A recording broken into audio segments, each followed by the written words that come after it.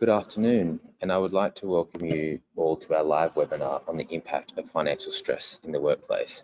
I am joining you from the shores of the Brisbane River on the Maiwai as Turrbal people, the traditional owners of the land as we know it. The mighty serpent which wraps around the triangular peninsula of the Meanjin or Brisbane is glistening like the scales of a snake baking in the sun. As you visualise this vista, I would like to acknowledge the Turrbal people and pay my respects to elders past, present and emerging. My name is James Callender. I am a lucky husband, proud father and Workplace Options Director of Business Solutions, ANZ. Like many Australians navigating their 30s, I am not immune from financial stress, with a couple of kids, mortgage and the associated lifestyle costs. Whilst it is hard to talk about, I feel much better when I do talk about it, which is why we're here today. So I do encourage you to ask your niggling questions using the question panel, be this from your perspective as an employee or an employer. My goal is for you today to take away a knowledge nugget or two that makes your financial headspace clearer. Another dad joins me today, James McFarland, Principal Director of Insurance and Benefits Advisory at Stanford Brown. James is a licensed financial advisor specialising in the areas of insurance, retail and group, superannuation and employee benefits.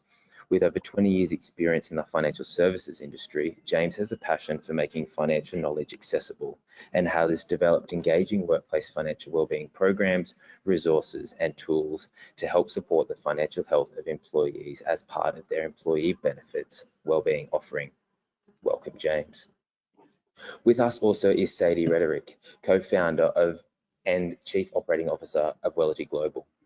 Sadie is a global speaker, consultant, trainer, author, and published academic scholar. She has specialized in the fields of workplace wellbeing and psychosocial risk management for over a decade and has a range of qualifications, including with distinction in workplace wellbeing. Thank you for being with us, Sadie. And finally, Rani Morgan, a mother of two and an EAP clinician at Workplace Options Australia. Rani is a Sydney-based counsellor, entrepreneur, professional coach and certified facilitator from the Virtues Project, a global initiative honoured by the United Nations. Rani brings a unique approach to coaching, counselling and focuses on developing the virtues of compassion and resilience. Thank you all for joining us today. To begin with, I thought I might contextualise our first question. My in-laws are currently in Turkey, off overseas, enjoying themselves, and my folks actually have just bought a new caravan.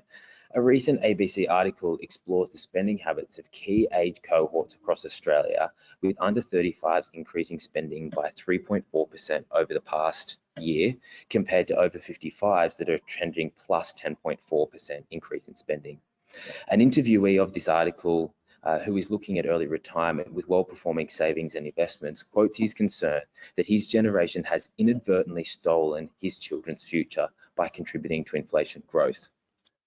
My first question is, what is financial stress, and in your experience, how have you seen it impact different demographics of the community? Rani, we may start with you, please. Yeah, sure. Thanks, James, for the introduction. Rather than explaining about what is financial stress, let me paint a picture of what it can feel like to be stuck in the cycle of financial stress. At least this is actually my own experience in 2007 when we all experienced that global financial crisis, and my perspective in facilitating change through my counseling and coaching clients. So just imagine yourself being stuck in the dark, deep well. It's cold, damp, and the walls are slippery. The small circle of light above, representing financial stability and peace of mind, feels impossibly far away. Every so often you manage to climb a little way up, you are able to pay off a little debt or save a little bit of money, but it's easy to slip and fall back down to the bottom. These are the setbacks, unexpected expenses, or loss of income.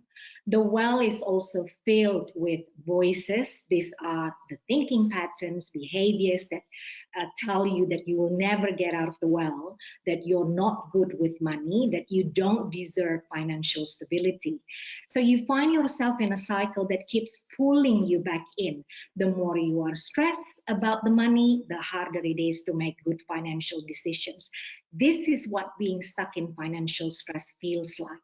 It's the enormity of not knowing how you are going to be able to break this cycle. And James, in this 2023, I don't think anyone is immune to the feelings of financial stress.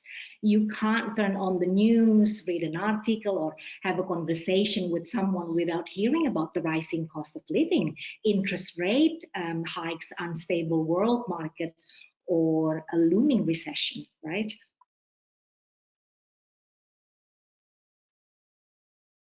Thank you, Rani, for painting that incredibly vivid picture for us. Sadie, how about your global experience? How have you seen financial stress impact different demographics of the communities that you have worked with? Yeah, it's a really interesting point, and I love Rani's analogy there. We clearly adopt quite visual pictures when we're thinking about how people are affected by certain situations. And yeah, I think there is certainly different demographics, certain different generational differences in how we think about money. And when we look at the 5 different generations we have in the workplace, certainly the younger generations, you know, have gone through a lot. We've had the 2007 recession, we've now got the current crisis, and there's a lot of concern about their future, about if they'll ever get on the property ladder. And there are certainly different shaped perspectives, and the money scripts that have been written and established, and those beliefs that Rani was talking about, I think are really, really different, because we've had those different experiences and those different relationships with what it means to borrow, what it means to be stable, what it means to be secure, what it means to have financial freedom. If you use those phrases with different people in different situations, it's going to mean very, very different things, which means that support equally has to be very, very different. But what I think we need to be quite mindful of, and not just with financial health and well-being, but generally when we're supporting people, is that there's lots of different dimensions to someone's identity, lots of different layers of the intersectionality. And if we look at, say, somebody's age, there'll be other things that contribute to them as a person and how they feel about money, their socioeconomic status, their race, their background. There's lots of different things that contribute to who we are, and therefore our financial situation, how we cope with money, our family. So I think there's a danger when we look strictly at one type of demographic, because we're more complicated than that. We need to look at the person and their own situation. So you mentioned that you're a father, that James is a father, you know, that's going to come with its own situation. I am not a parent, so therefore I don't have those responsibilities, but I may have other responsibilities. It's all about us as a whole. And essentially, when we look at stress, it all comes down to when we feel that there's too much of something. So for financial stress, there's too much going out than we feel we can meet and the obligations we can meet, and therefore that can lead to financial anxiety about the future. But it's all about the person rather than specifically, for me, one certain demographic. We need to look at the risk associated with that person and their whole identity. Thank you, Sadie. And James, in your role, you would see lots of different people and speak to lots of different people from their perspectives. What has been your experience in learning about their relationship with financial stress?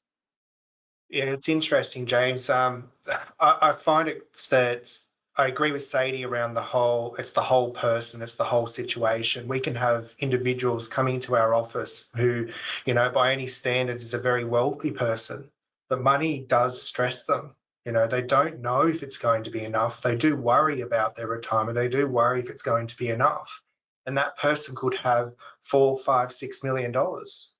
You know, and they could be as stressed and as concerned about their position as someone who is much in a worse position than what they are. So I 100% agree with what you say there, Sadie. It's all about the individual and how they perceive their financial position, how happy are they with their financial position. And I find a lot of it comes down to knowledge. I'm a big believer that knowledge is power.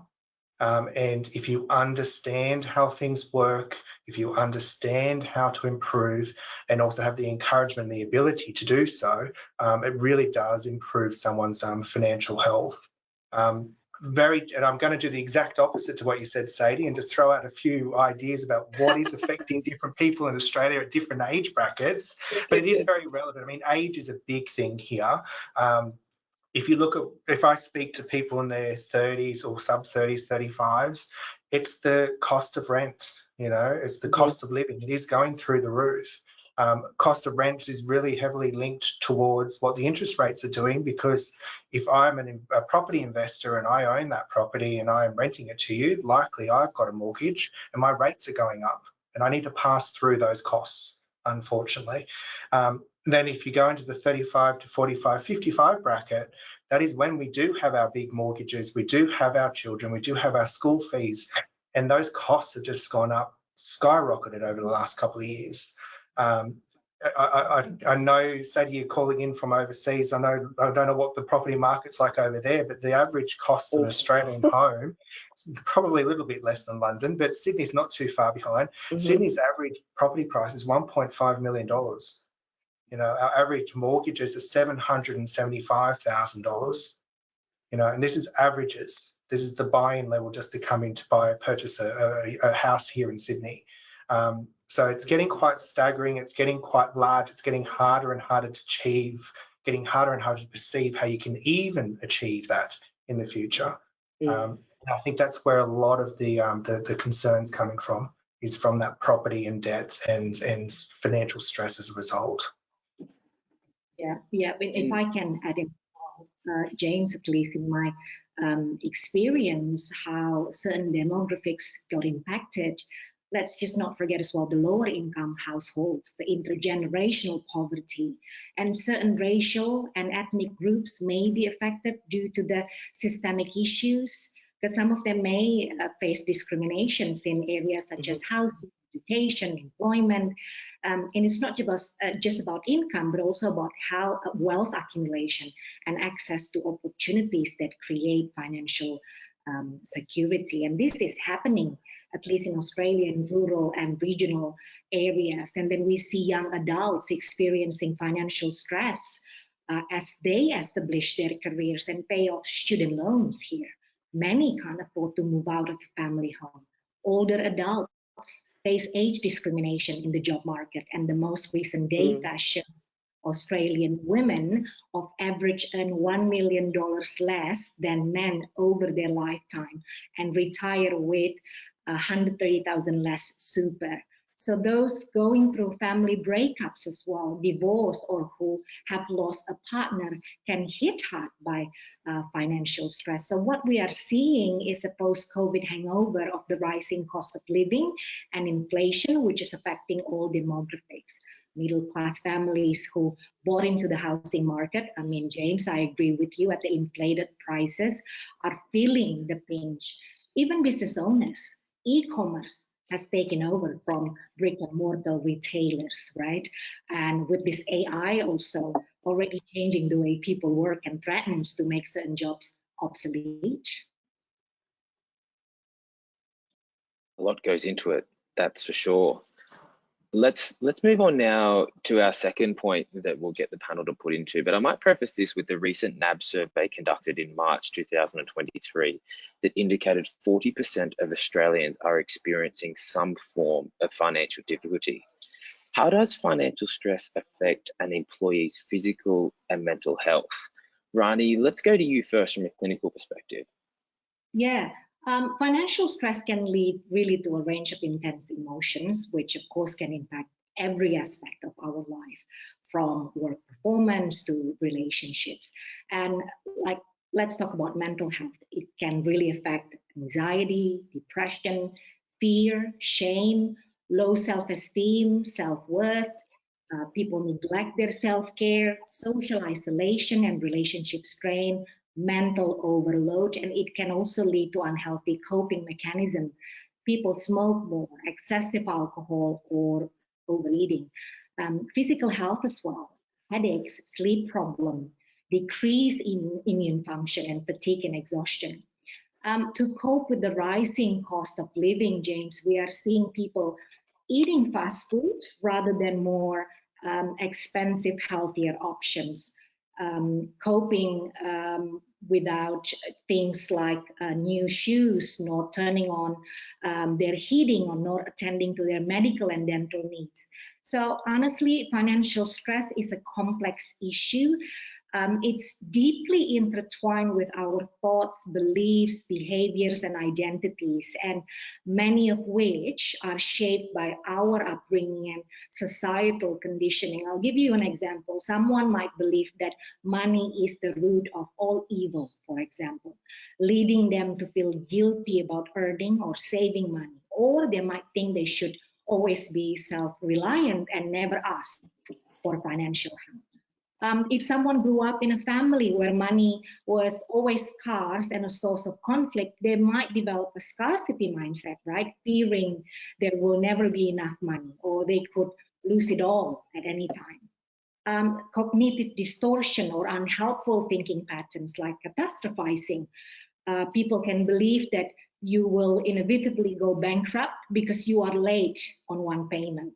And I mentioned before, people develop maladaptive coping mechanism like avoidance or overspending as a form of retail therapy, compulsive shopping, gambling, substance use. So although financial advice and planning are crucial, but I strongly believe they do not necessarily address the underlying emotional and psychological impacts of financial stress or get to the root of what makes financial stress happen in the first place anyway. This is where mental health support and mindset strategies come into play. That's from my perspective. Rani, you mentioned there one of the physiological impacts of financial stress can impact somebody's nutrition.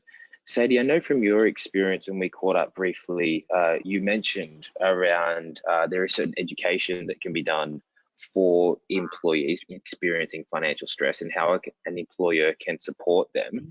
Can you share a little bit more about that now? Yeah, of course. So I think when we started to see the shift in the economy and we started to see the reaction and financial wellbeing climbing up the agenda in a lot of organisations, there was quickly this knee-jerk reaction to provide financial awareness training or mastering your money or financial anxiety. And what we found from the feedback and after doing the training impact and effectiveness analysis is that people kind of like, well, yeah, that didn't really speak to the challenges I'm facing. So for example, what I was really worried about is how to talk to my kids about cutting back. What I really wanted to know was how to eat well on a budget. And because like with mental health, we have it sitting on a continuum where we've got some people who are doing okay, want to stay okay, and you've got other people who are really at risk and drowning in debt, you need to tailor the solutions accordingly. So that's essentially what we developed. So training and education, and James, I agree with you that education is absolutely key. Getting people feeling empowered and in control of their situation where possible is really, really important, particularly with financial health. Any kind of stress, we want to focus on the controllables and think, okay, that's all happening around me, but what can I do to feel more empowered? So yeah, eating on a budget and how to do that well, I completely agree, Rani. We've seen a lot of people stripping back. They're looking at their expenditure, thinking, wow, the veg, the salad, the fresh meat, all these things are costing a lot more money, so they're cutting back on that. Financial insomnia is another topic we've done a lot on. It's one of the big things that keeps people lying awake at night, is worrying about their money, the stability, the roof above their heads, their family, the future. So I've done that a lot on sleep routines and sleep habits, sleep hygiene, and helping people just sleep well. Because if they don't, then they're not going to be managing the money, they're not going to be managing their mindset, they're not going to be working well. So just starting to think about implications of how they talk to their family. The money scripts that Rani was just talking about is really, really important. We think about that from a younger age. So one of the other trainings we worked on developing is how parents can talk to kids about money, about saving, about cutting back, about why we're doing it, but in a healthy way. So they're not growing up developing this mindset that money's evil or something we need to avoid or something we feel guilty about having, but having a really healthy appreciation and respect for managing money. Because for me, so managing money is often assumed to be about maths and numbers, and it's not. It's mindset, and that we can really, really cultivate. So understanding that and taking that as an opportunity is the focus of that. But it's just making sure that the education we're providing is tailored to the needs of the people, and we're not just guessing, but we're thinking a bit deeper than financial well-being, but all the things that affect our levels of financial well-being or can cause financial stress. Very much so. Thank you, Sadie. And while we are posing a question to the audience now around your biggest source of financial stress, I might share a recent statistic which is around the fixed rate mortgage cliff that's currently sitting at 2.6 billion, and the variable interest wave that is sitting at 51.4 billion. The first Tuesday of every month when the RBA meets is certainly a catalyst or an opportunity for a bit of anxiety to creep into each of our lives. And while we're waiting for those results, James, maybe you can share some of your experience with a portion of the younger generation that didn't necessarily understand how mortgages worked. And when they were entering into some of these significant financial instruments and when the market started to change, what they were coming to you for. Yeah, great. It's a great thing to call out. A lot of people who are sub 30, 35 have never really lived or had debt during a period like we're currently experiencing. And I think back when I first purchased my first property with my wife, which would be almost 25 years ago, our entry interest rate at that time was over 9%. And it's significantly higher than it is today. And you see it going up and down in between. A lot of the youth today haven't really understood what they are signing up for when they have gone to the banks to be assessed for their mortgage and get their pre-approvals. The banks were coming back at a pre-approval rate based on really, really low and unsubstantial interest rates that would not be around forever. As a result, when the interest rates went up, these people were not, or still are, not in a financial position to meet the debt obligations that they've actually created for themselves. And the questions that we were getting initially was, can they do this? I don't understand why the bank is actually increasing my rate. They didn't think it was possible for these rates to go up to 4, 5, 6%. And it's really demonstrating a lack of understanding of how our system works, but also the education of people signing on for these really big debt positions. They don't understand what they are signing on for and what the implications will be if there is a big change in the market in the future. Thank you, James. And as we can see from the results there, we've got an equal split between debt and struggling to build savings as the biggest source of financial stress for our attendees here today. So part of what we do in the employee assistance space is we normalise somebody's feelings and lived experiences. And for the attendees that we have here today, please take the outcome of that poll as comfort that you're not alone in your experience. Now, moving forward, Rani, you did mention that financial stress has been linked to PTSD, substance abuse, and potentially suicide and other mental health disorders. Sadie, can you help us understand how a manager could recognise that a worker is facing financial difficulties? Oh, it's not necessarily easy because you've got, we call it the double M stigma, because you've got mental health and money, and they're two things that, you know, typically people don't necessarily feel comfortable about talking about, full stop, let alone at work with their manager. So we see people becoming very accustomed to masking what they're experiencing and what they're going through. And, you know, as Rani said, we know that financial stress and anxiety is closely related to shame. And that's a really powerful emotion that can really make people shut down and feel that they have to put the wall up, particularly as money is so related to our sense of identity.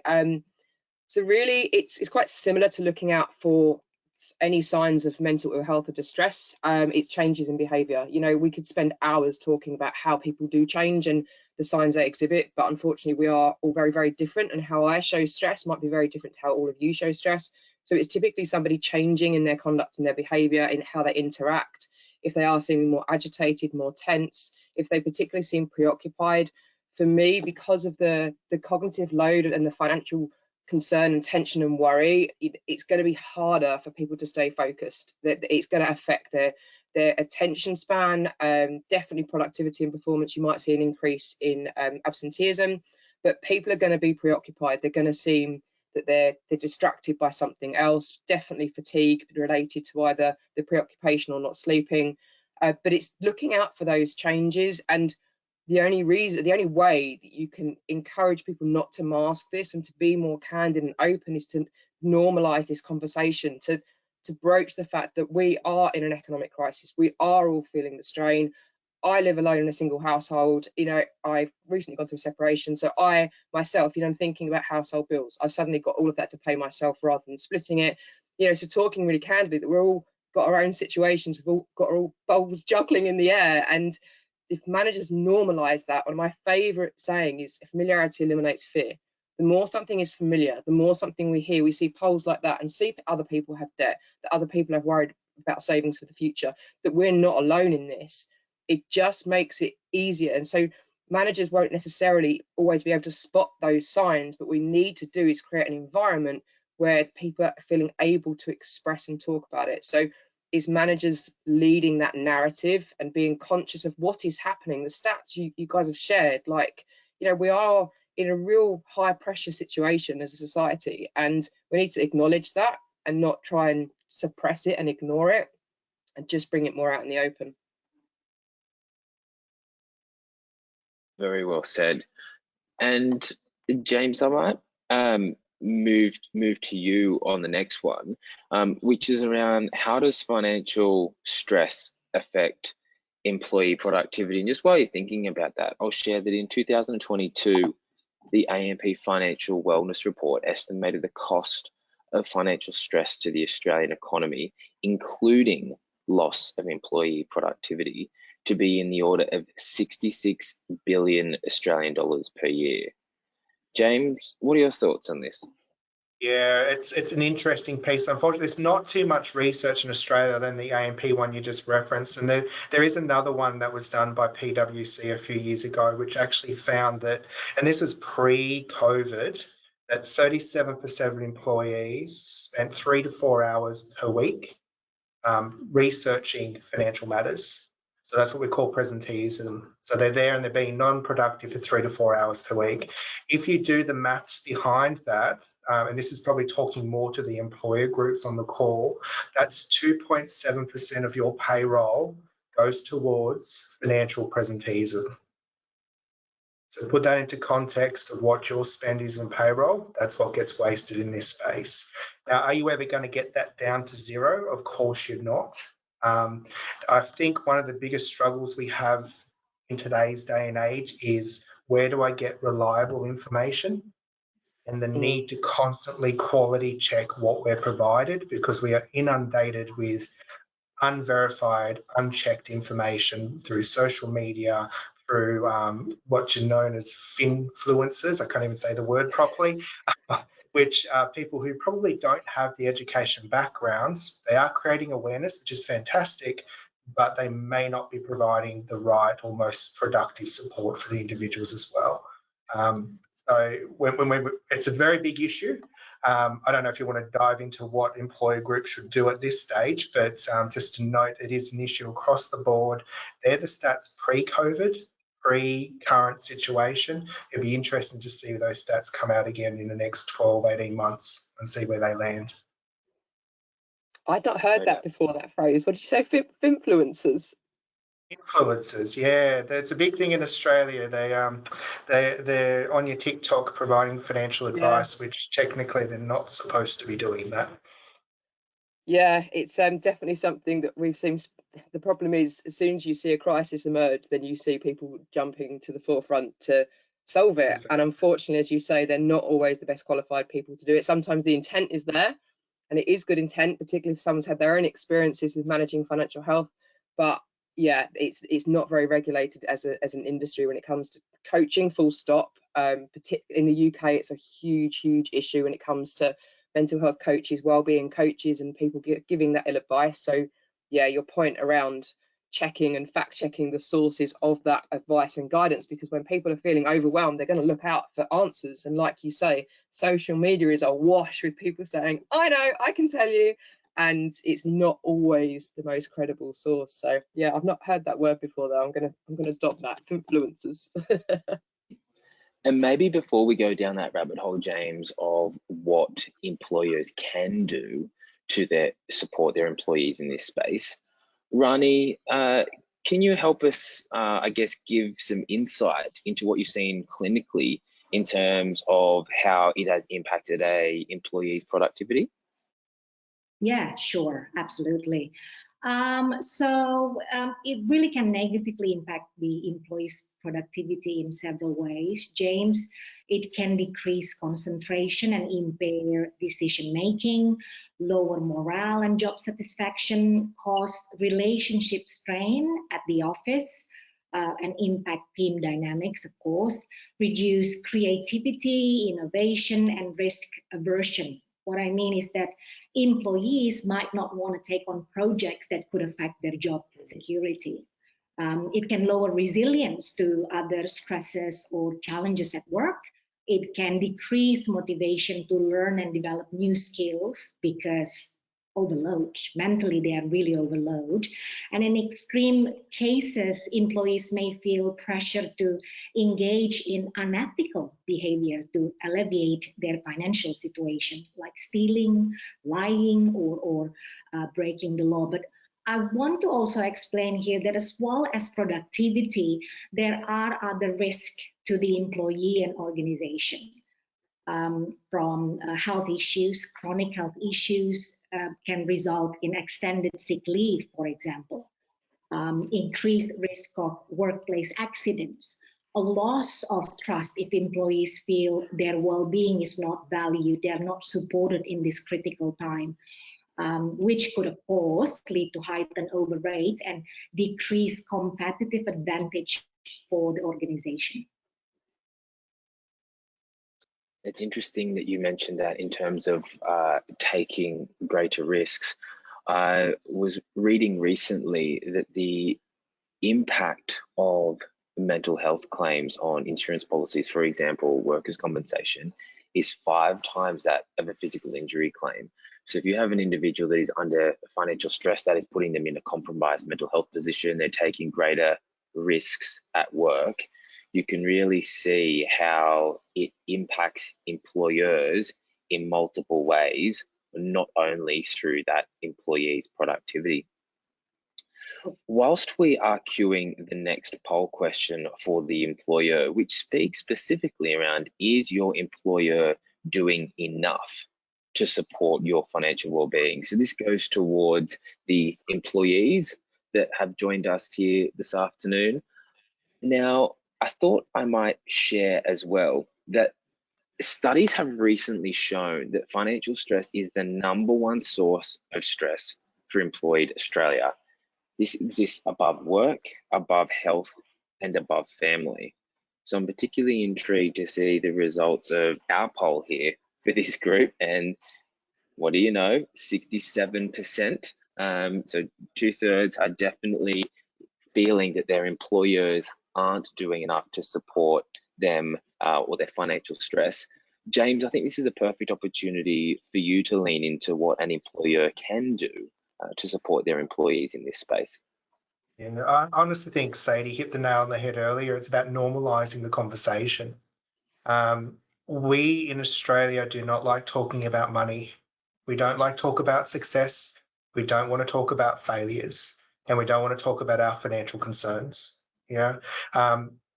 It's really about trying to normalise that and bring it into a context where people feel comfortable to talk about where they're at and actually reach out for help and assistance. It's no difference to any other EAP kind of service as well. We saw it as a big problem in the Australian market, and we developed what's called a financial risk assessment tool, which is just like a health risk assessment tool, but it's tailored to the Australian financial market and asks detailed questions about how is someone coping and feeling about their money, and how are they actually addressing different financial aspects in their lives. The reason we did that is because we run that in workplaces, and then we tailor education programs off the back of the results. And we'll come in and tell your staff that 40% of your staff are struggling with cash flow at the moment. You know, and these are stats which are coming up at the moment. 1/3 of you are actually not meeting your debt obligations month to month. You know, 1/3 of you are actually living month to month from a salary perspective, not putting anything aside, not being able to do anything more than just meet your bills, etc. Yeah, and that's the baseline conversation to normalise it. And then, well, what can we do about that? Yeah. And it's about opportunity. It's really opportunity to understand some basic concepts which we don't get taught. You know, we don't get taught at school, and I don't know about you guys, but I definitely didn't get taught at home when I was a kid either. My parents did not talk about debt, did not talk about money. Basic concepts like spend less than you earn. Yeah, but how do you actually do that? Yeah, if you actually start I don't like using the B word, but if you start a budget and plan to save, yeah, it's the B word. We don't start any education session with the B word, trust me.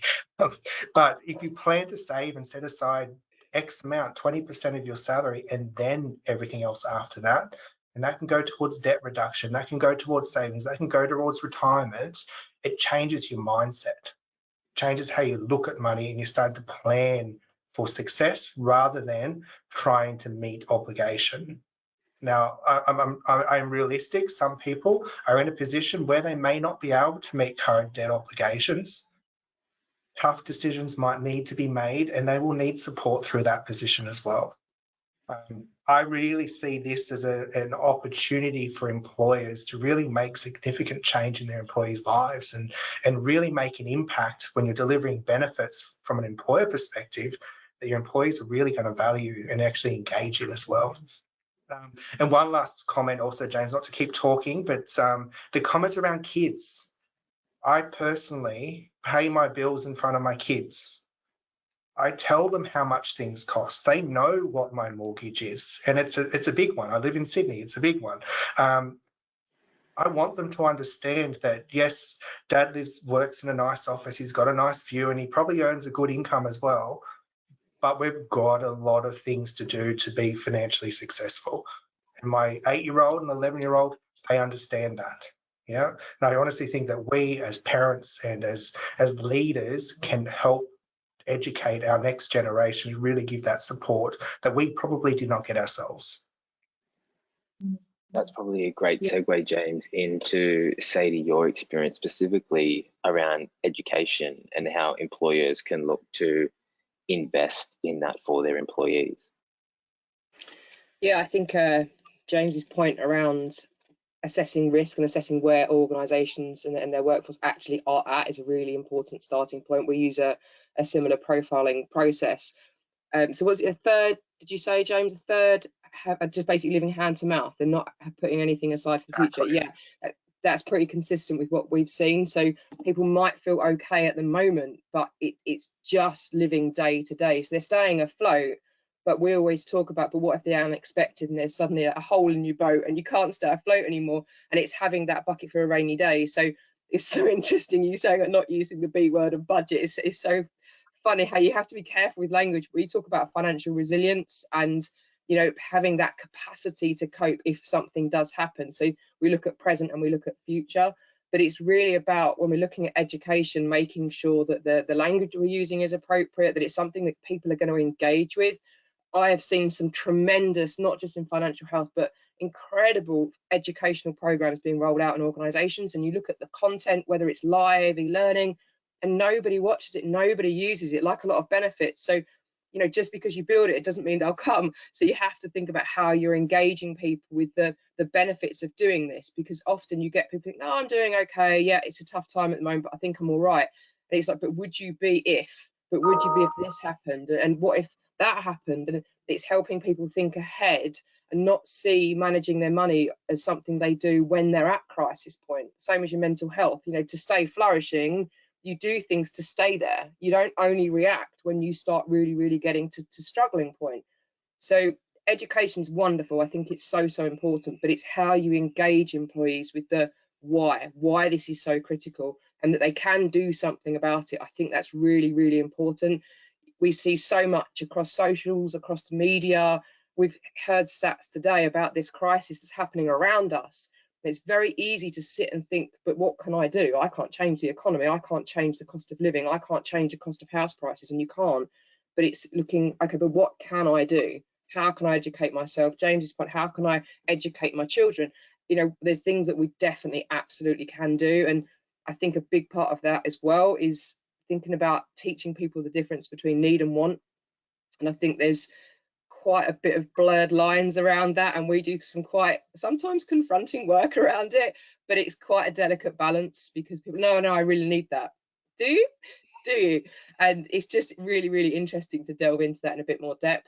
And the last point I'll make is that we often think, again, with changes we want to make to our life, be it around our financials or anything else, that they have to be really big, huge changes.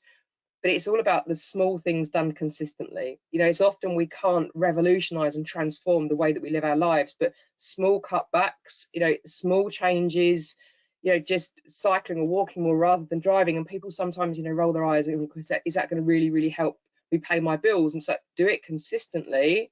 And the little things, they do start to add up. So it's consistency over intensity for me every single time.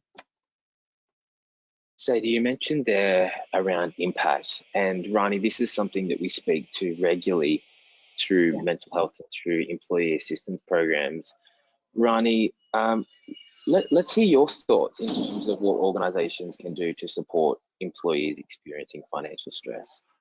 Yeah, of course. And before I explain further about that, again, I want to underline here, we know that most important asset to any organization is the people, right? So prioritizing employee well-being isn't just the right thing to do from a human perspective, but it also makes good business sense. A significant role that organizations can play by integrating financial well-being strategies. The employee assistance program are a brilliant resource for the employees because it's confidential. They have assessment, short-term counseling, and it's available 24 hours. Financial education programs such as workshop, one-on-one financial counseling, flexible work options. But I agree with James and Sadie, the most important thing is creating a supportive culture and open dialogue that can help to destigmatize and make employees more likely to take advantage of that resources. There is a shame of financial ignorance and the mistakes that resulted from that. The money taboo keeps us silent, preventing open discussions that could lead to better financial habits, practices, and perspectives. So it's so important, I think, to normalize these issues and for employees to realize that financial stress can be a solvable problem. There are resources available to help with money literacy and mental health and well-being. With the right strategies, we can make financial stress being manageable. Just want to highlight and touch as well that attitudes to money can affect different generations uniquely. Digital natives are used to instant gratification, so instant access to information, people, and products. So there is a culture of self-care and showcasing achievement, culture of never enough, prioritizing experiences over long-term financial planning. So this needs to be balanced in order to have a healthy money mindset. Employers can implement the culture of incorporating money into day-to-day conversation, like involving collaborative discussions across departments regarding the B word, James, budgets and sales targets. Company-wide financial transparency fosters trust, informed decision-making, and promotes collective ownership of organizational outcomes. And it's also crucial at this time for employers to read the room. If staff are feeling financial stress, it's not a time for a flashy culture with lavish work events. So role model well-being and balance without a work till you drop culture as well. So by taking that role, organizations can empower their employees to utilize resources available to them, and ultimately, of course, leading to more productive and engaged workforce. James. Thank you, Rani. So if I was to summarize, it sounds like employers can play a supportive and educational role when it comes to financial stress, and certainly being open to considering the money stories of their employees of which there may be several money stories, and particularly referencing Sadie's statistic with the fact that we have 5 generations that are in our workforce right now. Now, James, is there anything else that you would like to add in terms of the role that an organisation should play or an employer should play in educating their employees on financial well-being, or is it completely flexible and up to them to choose their own path? Yeah, it's a good question. It's a hard one to answer as well. Financial well-being should be one of the pillars to your well-being strategy. There's no question to it. It impacts your total well-being. It impacts you as an individual. It impacts the workforce. And I think we're only just catching up to that, especially here in Australia, that it is a core pillar that we need to address.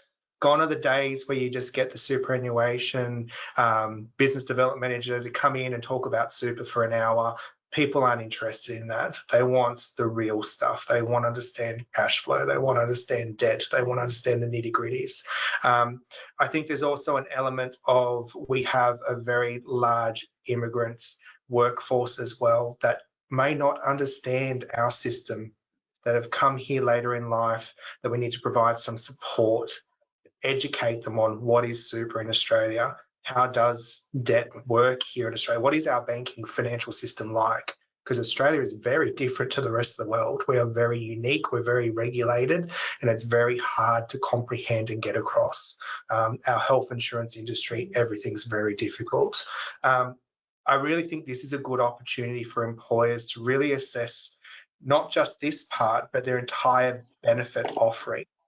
And really engage with staff to figure out what are they engaging in, what are they valuing, and what do they actually want or need. Yeah. And I find, and this is not just a plug for my business, it needs to be an external that does that, because if you get an internal review, you won't get honest feedback. Yeah. You won't get honest feedback. It's just another questionnaire coming down from management. An investment in getting someone in to assess that from an external perspective is invaluable. And the insights that can be provided back to management, but also educated back to the staff. You guys said X, Y, Z. Therefore, it's shaped our decisions, and this is what we're planning to do to try and accommodate and support you as a group, as a community. Yeah. If the top 3 responses to what people wanted are not the fruit basket, and it's not the yoga session, and it's not this, well, we'll divide the budget towards education and resources and other elements that they do actually value. So I think it's a really good opportunity to really figure out what is appropriate for today and what does the workforce actually want. And James, that's a really poignant point, actually. And considering what is appropriate today may not be appropriate for tomorrow, and being very conscious of your benefits program, and that it evolves as your organisation evolves, as the economy changes, to make sure that it's continually relevant to the employees that you have. Maybe, Rani, from your perspective, if you can share your final thoughts in terms of the role an employer plays in the financial well-being of their employees before we finish up from a clinical perspective? Yeah, of course. I would probably address how can that organization support the employees who are experiencing personal financial stress. I think that's a very important point that we need to discuss coming towards the end. Some people might be joining us today thinking, well, then organizations could just pay their staff more and that would fix the problem. And although I think inflation rising at a higher rate than wages is an issue, more money in your pocket is not necessarily going to be cure-all for a lot of people. Our financial behaviors are often driven by deep-seated beliefs that we may not even aware of. Who here has really delved into the money beliefs, your own money beliefs and financial behaviors that shape by your upbringing? Reflect that first to yourself. Some people may overspend as a way to cope with stress or to seek validation because money represents success, power. Some might resort to high-risk behavior. Others completely ignore their financial problems, refusing to open bills, avoiding checking bank balance, checking bank accounts, and just open new credit cards when their old one is maxed out. So again, offering mental health support, individuals can really identify and change this unhealthy behavioral pattern, because us mental health professionals, we can help to diagnose, treat underlying issues such as depression, anxiety disorders, or compulsive behaviors that can be causing or adding into that financial stress, developing coping strategies, including cognitive behavioral strategies, so that people can prevent a mental health crisis which can lead to suicidal thoughts or behaviors by providing early intervention and ongoing support. And we can help as well the employees with future planning, which can help reduce anxiety about the future and promote a sense of control. Mental health support is the key component. Tools and support, this can help in promoting healthy coping and behavioral change. The success of any organization fundamentally hinges on the well-being of its people. So I'm encouraging all of the employers that is attending today's financial well-being webinar with us, please put a focus on this, and then let's walk the talk, and let's focus on supporting everyone within your organizations. Thank you. Well, that concludes our webinar today. Thank you, Rani, for your clinical experience, Sadie for your educational experience, and James for sharing your financial experience. And hopefully for the attendees that have attended, we've all taken a knowledge nugget or two on how we can improve the financial literacy of Australians through workplace financial wellbeing. Thank you, and we look forward to your feedback.